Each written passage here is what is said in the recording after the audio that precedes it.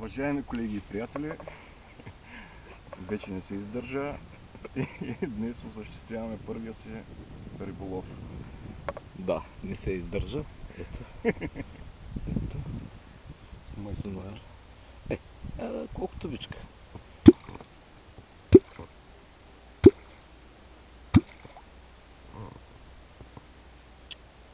Айде сега за успешния сезон. Едно на здраве. Складачка. На здраве на всички. Да сте живи и здрави. Много успехи през новия сезон.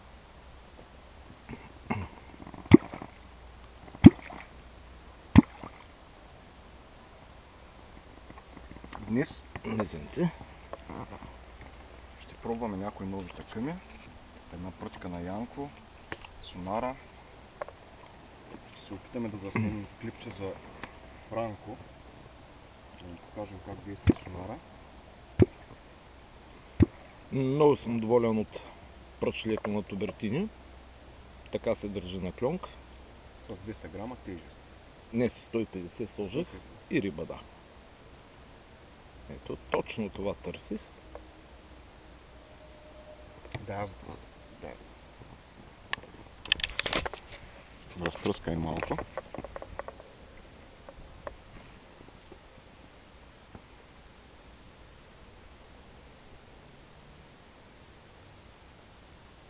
Фифи-мифи. Значи на това място, на което се намираме, в момента температурата на водата е 7 градуса. И ще претърсим няколко ями, където дълбочината слиза рязко от 8 на 15 метра. Гарантирам ви, че в тези ями има сом. Въпросът е дали ще иска да клъвне. Ще действаме близо до дъното. На стръв рибка, но на долната кука ще слагаме голям грозд червии. Това е за сега, включване по-късно. Здравейте, колеги! Това е пръчката, която се харесах за ул клонк и за хард трол. Тубертини. Това намерих само 12-20 либри на 2,20. Браво! Чудесно! Така изглежда в цялата си дължина. Сега ще пробваме как се държи с воблер. Янко, това синьото какво е, дето е вързано там? Казват му воблерачка. Много добре Сега, изглежда да. И аз ще се купя воблер. Не знам колко е дълъг. Е толкова. Син. Син с бяло коринче. Пише нещо. Камацу. Като не е трактор. Чудесно. Прилича на Тео Денсер, май така, като го гледам. Хубави тройки. Сега ще го видим как ще се държи във вода. И съответно по-важното, пръстът.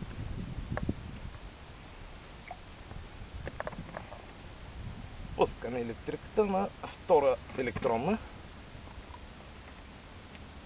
Засилваме да разпъне по-бързо.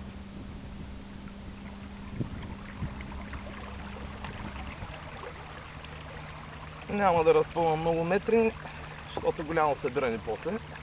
Пък вземе да клъвне нещо, за срамотиите ще стане така. Така, стига. Ето на втора скоро завачене. Вижте връхчето как се държи.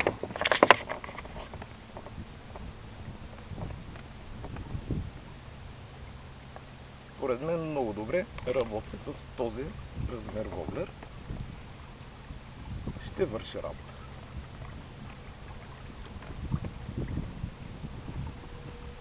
Ето. Подсилени сматки.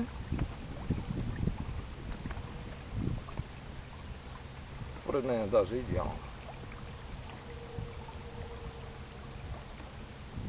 И най-важното е твърде бюджетна.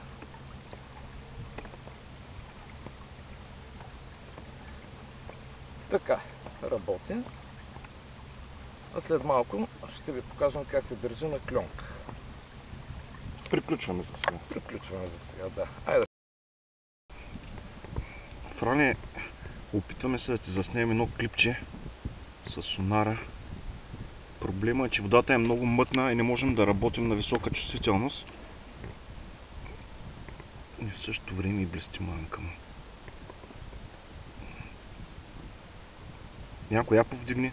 Да, сега се вижда линията на Янко. Вдигай. Значи сонара реагира бързо, чувствителен е. Пускам.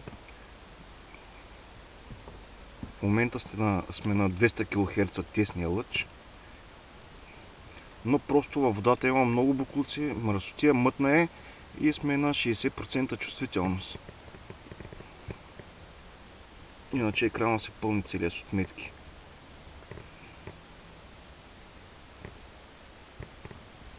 Ако по-късно успеем да заснемем по-добре. Но тази отметка... Въобще не знам какво се вижда в момента.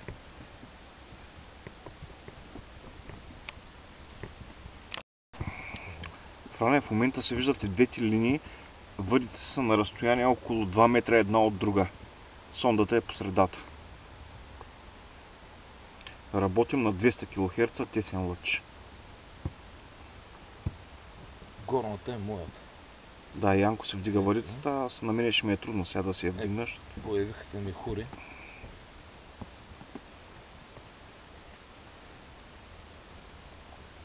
Край.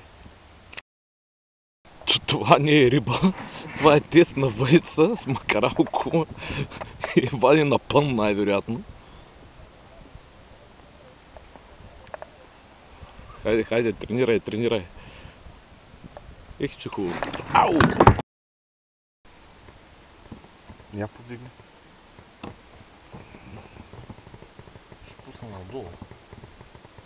Ето.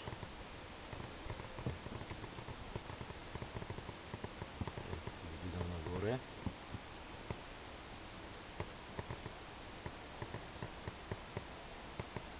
Май се вижда. Вижда се идеално. Добре. От нашето импровизирано студио с господин Георгиев. Господин Георгиев, как оценявате ситуацията до момента? Идеално, като за ранно пролетно време. Експериментирал с дълбочината постоянно. Тук дъга, там дъга и пак хуе ще иде.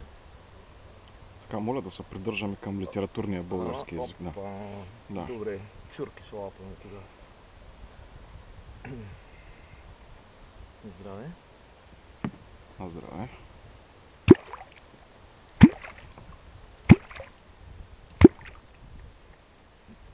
Това Одия го срежи да не е в национален световен ефир.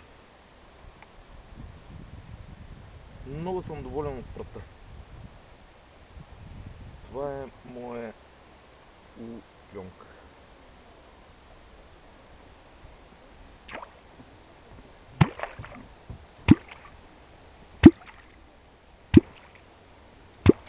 Виждат се разни рибки. Не искат да клъвнат обаче. Не ти ли пречи там тубата с ракията? Не.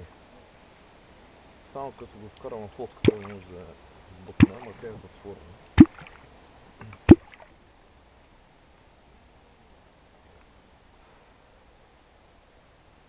Колеги спинингисти ме обстрелват с силикони, блесни, малки, големи воблери и всякакви чудесини.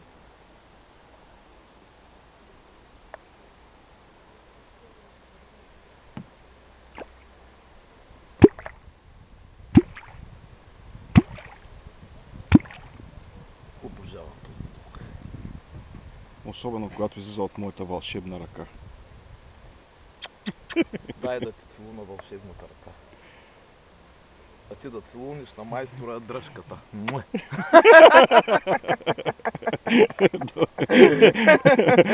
По-късно ще се включим пак. Защото ще ми целува дръжката. Ако трябва ще целувам.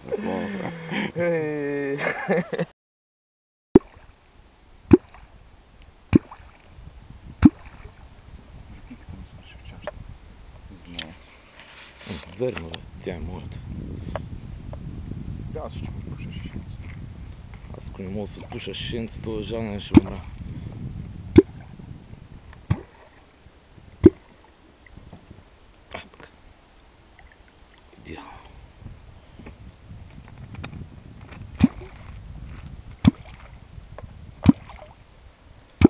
Сома и приятелите. На здраве. Здраве. Кой ще кара на връщане, само не знам. Ще викаме да наприбират. Нали щяхме да оставим да спим тук за нощ? Верно е. Да.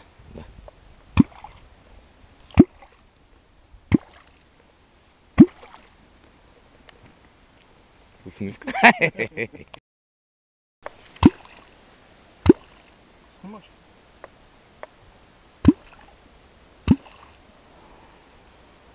До тук лаба работа. Нито сон сме хванали, нито ракията сме изпили. Това да не ти казвам, ако бяха Франко и Панца тук до сега, щеш да има минимум 3-4 сома и тая туба въобще нямаше да им стигне. Тия са корави пичове, не са като нас. Даже не знам този материал дали да го пускаме, защото емката ще ни банни. Ще кажа, какви са тия, бе, какво правят? Нито могат да клонкат, нито могат сомове да хващат. Ма аз го разбирам сега, той е възрастен човек, като баща ни е гръси за всички. Кажеш нещо?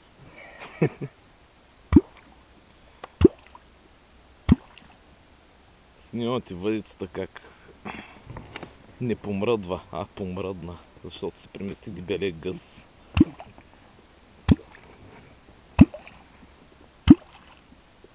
Голяма излагация. Не пипа. Ще пипне. Ето, пипна. Ай, на здраве.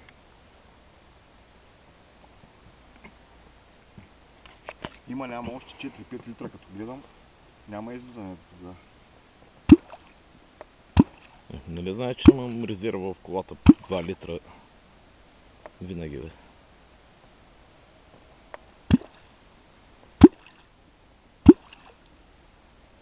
Това е положението. Че хубав клюнг съм барна. Новолакиран.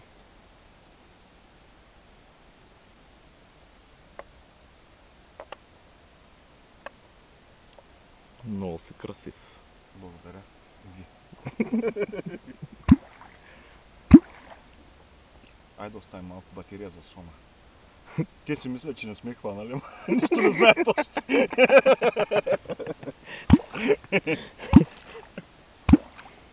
Стоп!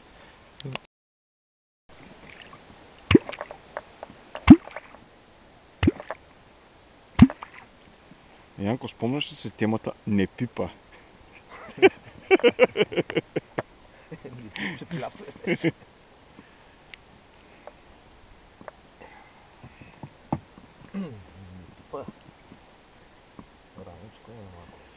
Настана време за заключителния етап от нашия риболов.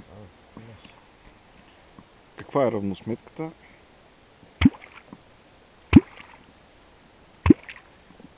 Равносметката е, че риба не хванахме, но...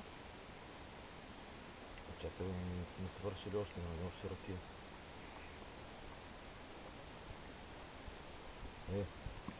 Беше на твоите въдици.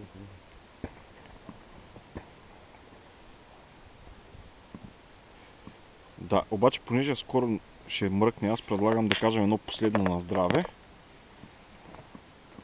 И оттам нататък каквото стане. На здраве на всички, да сте живи и здрави и успешен сезон.